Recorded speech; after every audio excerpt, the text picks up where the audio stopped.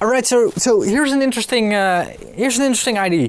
A while ago, I think it was January, I'll link it over here. I made a video comparing $22 microphones to very expensive microphones, the U47s. And that was a really interesting test, and it was actually really interesting to see how close they actually came. Now, if you haven't seen the test, I really advise you to first watch it. And in that video, underneath that video, in the comment section, I got a few ideas from people that said, well, if you treat them, if you do EQing to them and maybe compression or other stuff to them, they will actually get pretty close and they could actually sound really good. And I didn't try it back then. I still want to find it out yet. Now the microphones are not here anymore. I did give them away to my patrons at patreon.com. So I'm using the recording we did back then for that video. If you want to check the stems from that recording, they are still on Patreon, so you can find them below. All right, let's get started. Oh wait, before we get started, I just found out that 75% of my viewers aren't a subscriber. So hit that subscribe button below. And now we can get started.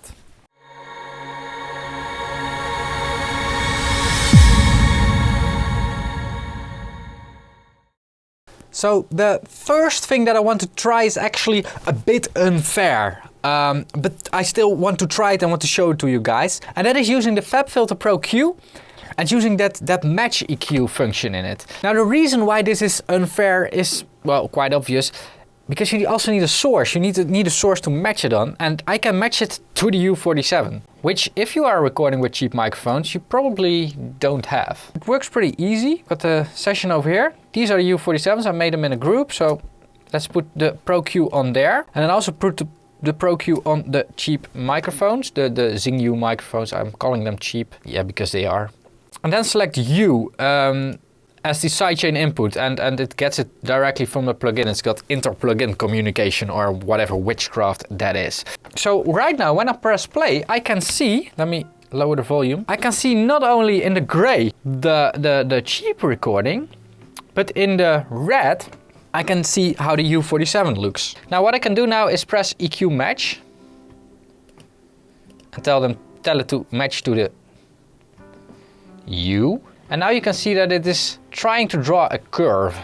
Pretty complex curve, if you ask me. Now let's press match, and there we have it.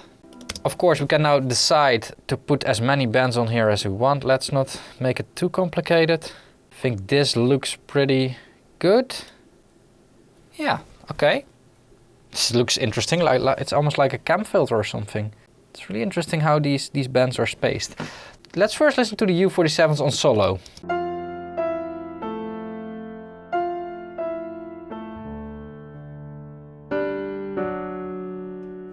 And now,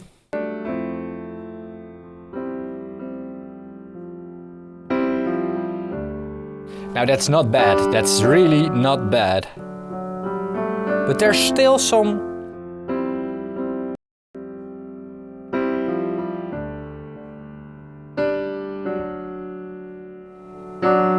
Now there's still some more warmth in the U47.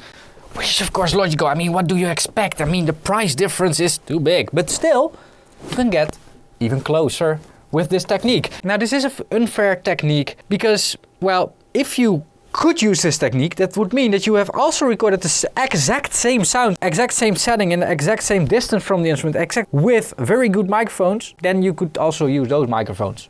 Like, there's no point in using this technique, but it is still interesting. I also want to try this analogically. So I want to try on the console, making that EQ curve by just comparing the two. So let's do that. All right, so now I'm behind my trusty old console. And let me quickly show you what I have here. So on this channel, this is really for reference, EQ is turned off all the way, it's bypassed as well. Here are the U47s so that I can solo them. And as soon as I solo, you can see that, you know, with these lights, these two, it's soloed. And if I solo these are the ones that the cheap microphones are on. Right now it's on a completely different setting. So let me get this a bit more, yeah, like that. Let's bypass this. Let's make sure that the low cutting filters are turned off. And now let's play back and let's compare them a bit and then see what we can do, how far we can come.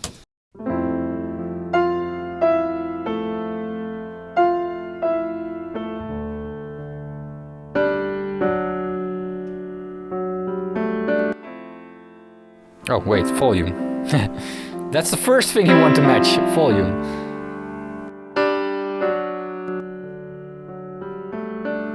Now the first thing we're missing is warmth. And I think it's more in this region, like the 200 Hz region. Let me see if I can find something there. There it is. A bit of warmth. Also a bit of more pitch sub-lows.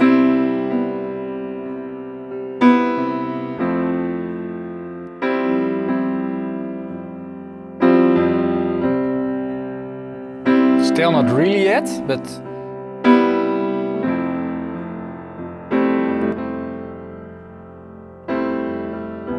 now we are a bit dominant on the highs. It's also a bit louder now.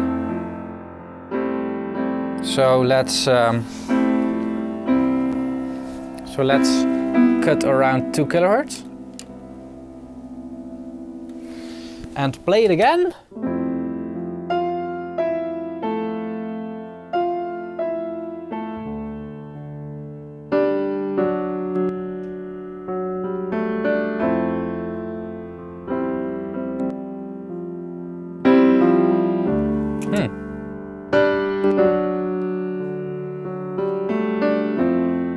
So something like this, and I'm still comparing, so it's actually still a bit unfair.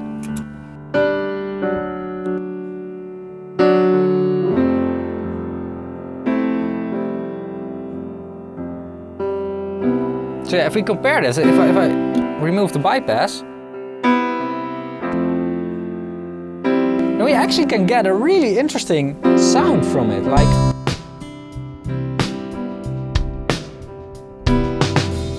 but if compared to the U47 in the mix,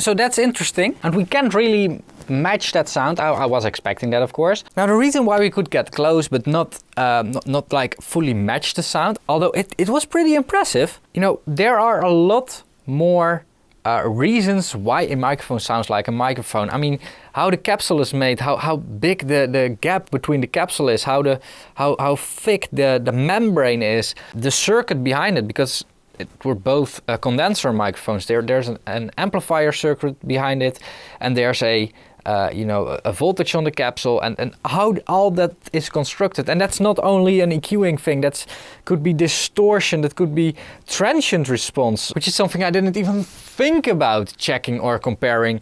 Like ringing is another thing, like how long does it take the membrane to get back to its original position after it has had a transient.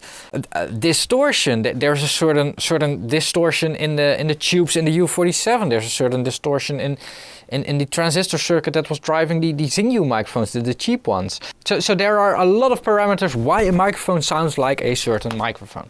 Here's another thing that I want to show you. I want to show you how I would actually use a piano like this. Like if it came in sounding like this, then instead of whining about the bad quality of the sound, I would actually use it as creative inspiration. Creative inspiration, if you can call it like that.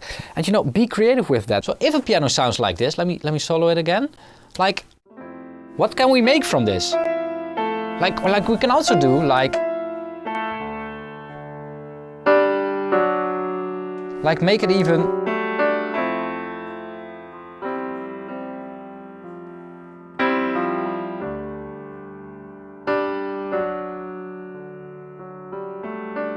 like that. And if you really dare to use your reputation as a mixing engineer, or really dare to lose it, because not all clients would like this, make it mono. It's right now on the left side, but let's make it mono.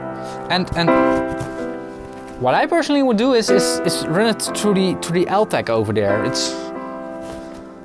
It's turned on. So let's patch this like this. Maybe a bit lower in volume. Like this. Now listen to the emotion that it can add to the mix. or actually change the emotion and change the feel of the mix.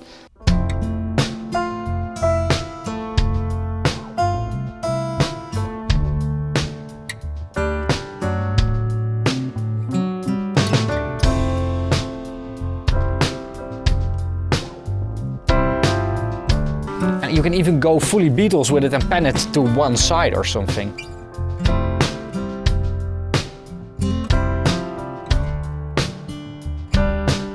That's really how I personally would approach this. I would try to let it shine in a way that it shines the best and not trying to make it something it doesn't want to be. That's a good quote actually, not only for microphones. Alright, and that's it for this video. So I hope you liked it, I hope you learned something, I hope you can do something with this information. If so, let me know that with a thumbs up. Now, before you leave and before you close the page and do stuff, don't forget to comment your ideas for future videos down below, or whatever you want to say, comment it down below, it's all okay. Another thing that I want to ask you guys to check out is my Patreon campaign. I will link it over here. And with your pledges, you make it possible for me to make better videos, more videos. It's just an enabler for me. It enables me to do stuff that I formerly wouldn't be able to do. Now, in return, you will get, you know, early access to videos, answers to questions. You can download the files from I use. You can run a track to my tape machine. You can get my personal advice, but more on that is on Patreon over here. Now, another way to support me is, of course, by boosting the views, and the only way to boost views is by watching more videos. That's also the only legal way to boost views, so don't go around and refresh pages or something. Don't do it. I'll link one of my videos over here. If you want to see more, do it. If you don't want to see more, don't watch more. Thanks a lot for watching this one. I'll see you guys again in the next one. Bye bye.